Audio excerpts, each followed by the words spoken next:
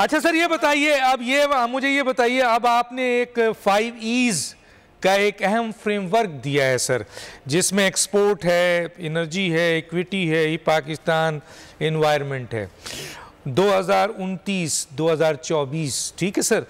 इसके साथ आउटलुक 2035, इस पे सर रोशनी डालेंगे। देखिए, जब हम अप्रैल 2022 में हुकूमत में आए तो पाकिस्तान तकरीबन डिफ़ॉल्ट के ब्रिंक के ऊपर था, और एक बहुत ही, आपको मालूम है कि 16 माह में हमें उन सब शराइत पर अमल करना पड़ा जो कि पिछली हुकूमत IMF के साथ करके गई थी, जिससे हमारा पॉलिटिकल कैपिटल भी बड़ा इरोड हुआ, और ये एक बहुत गैर मामूली सूरत हाल थी।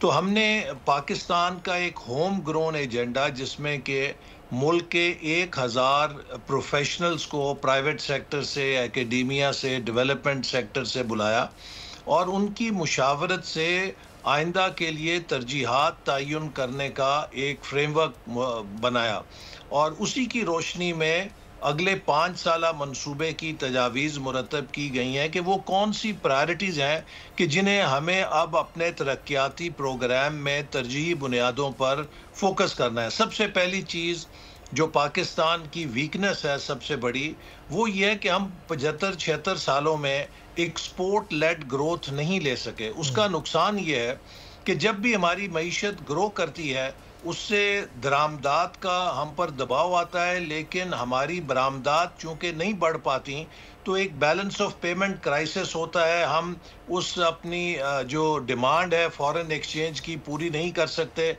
हमें एमरजेंसी ब्रेक्स लगा के, इंपोर्ट्स कट करके फिर मईशत को स्लो डाउन करना पड़ता है। ये एक साइकिल मुसलसल ऐसे चल रहे हैं। तो इससे निकलने का एक ही रास्ता है कि हम भी हर उस मुल्क की तरह जिसने कामयाबी से तरक्की की, अपने ज़र मुबादला के ज़खायर को बिल्ड करने के लिए इमदाद का या कर्ज़ों का सहारा ना लें, बल्कि मुल्क की बरामदात को फ़रोग़ दें। लिहाजा द टॉप प्रायोरिटी जो हमारे 5 E's फ्रेमवर्क में है, अगले 5 सालों के लिए हमें सनत, ज़राअत, टेक्नोलॉजी, माइनिंग, मैन पावर, हर जरिए से, फिर क्रिएटिव इंडस्ट्रीज़ हैं, ब्लू इकॉनमी है, इनसे एक्सपोर्ट्स जनरेट करनी है।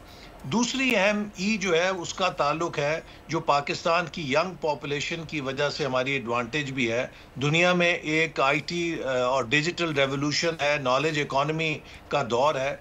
तो अगर हम अपने नौजवानों को आईटी स्किल्स दे दें तो पाकिस्तान का मतलब यह है कि हम डिजिटल ट्रांसफॉर्मेशन के साथ एक नॉलेज इकॉनमी की तरफ कदम बढ़ाएं। और ये फोर्थ इंडस्ट्रियल रेवोल्यूशन आया जिसमें आर्टिफिशियल इंटेलिजेंस और दीगर बिग डेटा, ऑटोमेटेशन तब्दील कर रही हैं। यस। तीसरी ई जो है उसका ताल्लुक है एनवायरनमेंट से, और उसमें फूड एंड वाटर सिक्योरिटी जुड़े हुए हैं। पाकिस्तान, आपको पता है कि क्लाइमेट चेंज के लिहाज से दुनिया के मोस्ट वल्नरेबल कंट्रीज में है। 2022 में हमें $30 अरब का एक डिजास्टर का सामना करना पड़ा। तो इसके सब कॉन्सिक्वेंसेस हमारी वाटर सिक्योरिटी पे और फूड सिक्योरिटी पे हैं, और हमें अपने एग्रीकल्चर को और पानी के निज़ाम को रीस्ट्रक्चर करना है, रीअलाइन करना है इस क्लाइमेट चेंज के जो ख़तरात हैं और वल्नरेबिलिटीज़ के साथ। चौथा ई जो है उसका ताल्लुक एनर्जी और इंफ्रास्ट्रक्चर से है। हमारे मुल्क का इस वक्त बहुत बड़ा बहरान जो हमारे मईशत पे बोझ बन गया है वो तवानाई का है, और इसकी एक बड़ी वजह जो है वो ये है, चूँकि 2013 से पहले 10 सालों में कोई बिजली के मंसूबे नहीं लगे, और उससे हमें एक गैर मामूली लोड शेडिंग का सामना करना पड़ा। 16-18 घंटे बिजली नहीं थी। तो तकरीबन 4 सालों में 11,000 मेगावाट के मंसूबे लगाए गए ताकि उस कमी पे काबू पाया जा सके।